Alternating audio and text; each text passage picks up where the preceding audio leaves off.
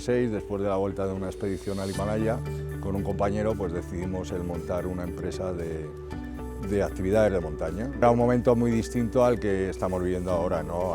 La gente sí que salía a la montaña, pero es evidente que no en la medida de las cantidades que ahora encontramos en las zonas naturales, ¿no? Pero también fue un momento bonito y dulce, ¿no? Porque fue cuando empieza todo, cuando empiezas a hacer las primeras travesías de montaña con grupos por el Parque Nacional, a enseñarles lo que es el Parque Nacional. Entonces es un recuerdo muy agradable de aquellos primeros años.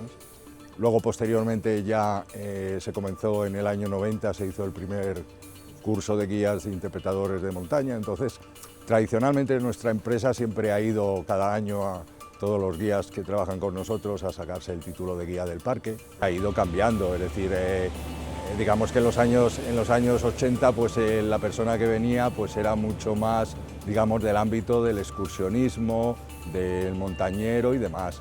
Todo esto ha ido evolucionando y cada vez ha habido más gente del segmento que llamaríamos turismo lúdico, que a veces pues, bueno, simplemente lo que vienen es a conocer el parque, la belleza del parque en San Maurici o en Aigüestortes, y a esto pues, bueno, se está incorporando pues, una serie de segmentos de gente distinta que buscan otras alternativas, que buscan otras cosas, que se mueven más por etiquetas comerciales, que evidentemente el parque lo es. Ha cambiado, pero yo creo que incluso ha cambiado para bien, porque yo siempre recordaré la primera travesía que como guía hice en el Parque Nacional, en el que una señora se presentó con chancletas para una travesía de 4 días que estábamos por todo el Parque Nacional.